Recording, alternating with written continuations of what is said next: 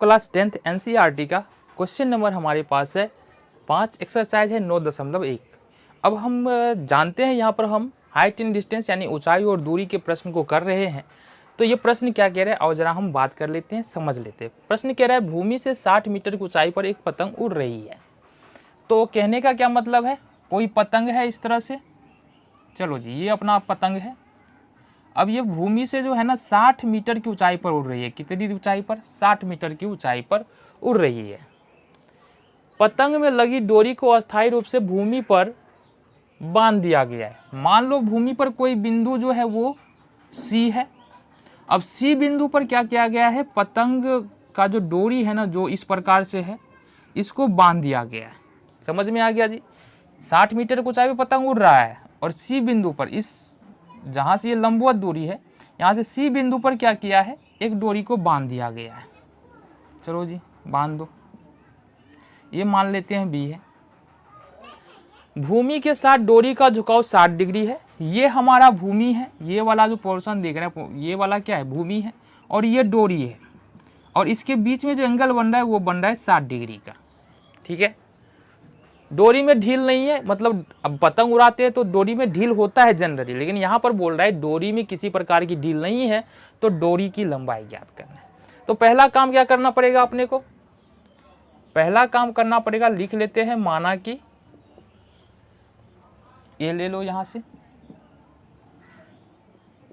ए बिंदु पर एक पतंग है जिसकी ऊंचाई ए बी वो कितना है, 60 मीटर है। ए बी बराबर 60 मीटर है। ठीक है जी। ए सी क्या है, ए सी डोरी है, डोरी की लंबाई है, ये समझो। ए सी क्या है हमारा, डोरी की लंबाई, यानी ये ए सी है ना, ये पतंग को बांधा गया जिस डोरी से उसकी लंबाई है। ठीक है जी, इतनी बातें समझ में आ गया, बहुत बढ़िया। अब यहाँ पर देखो, पतंग से सी बिंदु पर बना उन्नयन कोण कितने डिग्री का है, ये कोण सी बराबर 60 डिग्री का। बताया ना, भूमि और डोरी के बीच में जो झुकाव है ना, उसका झुकाव कितने डिग्री का है, 60 डिग्री का है। इतनी बातें पता चल गई जी। हमको निकालना क्या है, हमें ए सी निकालना है, यानी डोरी की लंबाई निकालना है। ये बात समझ लो, ए सी निकालना है। इतनी बातें समझ में आ गई, क्लियर होगी। आगे चलो जी। समकोण देखो, यहां से समकोण त्रिभुज ए बी सी में अगर बात करेंगे तो हमारे पास क्या क्या निकल के आ जाता है। ए बी बराबर यहाँ से निकल के आ गया 60 मीटर, कोण सी बराबर निकल के आया 60 डिग्री, कोण बी बराबर 90 डिग्री है, तभी तो समकोण है। अगर 90 डिग्री का नहीं होगा तो समकोण तो होगा ही नहीं। ठीक है जी। हमको ज्ञात क्या करना है, हमको ज्ञात करना है ए सी बराबर, हमको नहीं पता है। तो अगर समकोण त्रिभुज में अगर देखें हमको ज्ञात क्या करना है, ए सी ज्ञात करना है, तो ये 90 डिग्री है और इसके सामने वाली भुजा कर्ण है।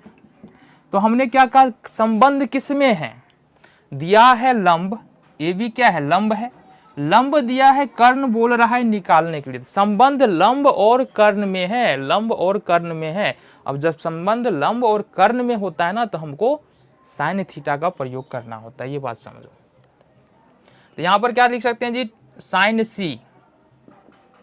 साइन सी बराबर लिखेंगे क्या होगा, लंब बट्टे कर्ण, ये हो जाएगा। या इसको ये भी लिख सकते हैं ना, ए बी बट्टे में ए सी, ए बी लंब हो गया और ए सी कर्ण हो गया। चलो जी, साइन सी यानी साइन सी का मान कितना है, 60 डिग्री। तो साइन 60 डिग्री बराबर हम लिख सकते हैं, लंब का मान हमको पता है क्या, 60 है, और कर्ण का मान हमको निकालना है। कर्ण हमको नहीं पता, यानी ए सी हमको निकालना है। ए सी तो निकालना है ना, ए सी निकालना है। अच्छा, साइन 60 डिग्री का मान होता है √3 बट्टे में 2, ये पता है। जाओ ट्रिग्नोमेट्रिक मान सारणी जाके देखो, वहां से पता चलेगा। ये 60 है तो 60 कर लिए, और ये AC का AC हो गया। क्रॉस मल्टीप्लीकेशन करेंगे, कोना कोनी गुना, √3 का AC से गुना करेंगे, √3 AC बराबर 60 को 2 से गुना किए 120 हो गया, 60 दूनी 120। ठीक है जी, इधर आ जाते हैं।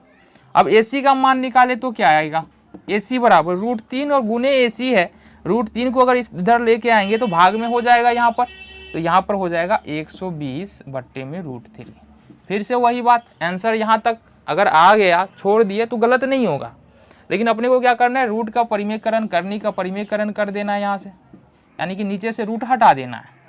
तो इसको अगर करते हैं तो 120 √3 हो जाएगा, बट्टे में 3 होगा, काटेंगे 40 या 120 और ये निकला 40 √3 मीटर। तो अपने को क्या निकल गया यहाँ पर, 40 √3 मीटर। अब 40 √3 मीटर है क्या, ये है पतंग की डोरी की लंबाई। पतंग की डोरी की लंबाई जो निकला यहाँ पर, ये निकला हमारा 40 √3 मीटर। ये अपना आंसर हो गया। ठीक है जी, देखो बहुत ज़रूरी होता है ना, जब कोई नया बात सीखते हो तो बहुत ज़्यादा ज़रूरी होता है कि बात को रिवाइज किया जाए, उस तरह के बहुत सारे क्वेश्चंस किए जाए। ठीक है, क्योंकि जब भी कोई नया बात सीखने के लिए जाएंगे तो हमारे माइंड का एक पैटर्न होता है कि वो पहले माइंड जो है ना वो नेगलेक्ट करेगा, समझ लगेगा कि समझ में नहीं आ रहा है, अगर समझ में भी आएगा अभी तो लगेगा नहीं आ रहा है। जब हम उसी बात को 4-5 बार हम करते हैं, माइंड पे जोर डालते हैं, दिमाग को ज़बरदस्ती कराते हैं। ठीक है, अब बोलोगे दिमाग को जब ज़बरदस्ती कराते हैं ना तो फिर दिमाग काम नहीं करता है, लेकिन ऐसा नहीं होता है। जब हम बातों को बार बार रिपीट करते हैं तो जो बात पहले दिमाग एक्सेप्ट नहीं करना चाहता है, उसको आदत पड़ जाता है, वो सारी बातें फिर से निकल के आने लगती है। दिमाग एक बहुत बड़ा दिमाग में शक्ति होता है, इस बात की दिमाग की पावर को समझो, ब्रेन की पावर को समझो। ठीक है, देखो एक बार हमने ये क्वेश्चन कंप्लीट कर लिया ना, अब जब दूसरा क्वेश्चन इसी तरह करने के लिए जाएंगे तो ये सारा रिकॉल होगा, फिर से ये सारी बातें हमारे दिमाग में कहीं ना कहीं आएगा। ठीक है, और फिर से हम कोशिश करने लग जाते हैं। अब चूंकि दिमाग में है ही नहीं, अब दिमाग को ये समझाएंगे तो दिमाग क्या बताएगा कि मेरे पास तो है ही नहीं, ये क्या नया बात लेकर के आए हो। तो ये सारी बातें ध्यान में समझो। चलो।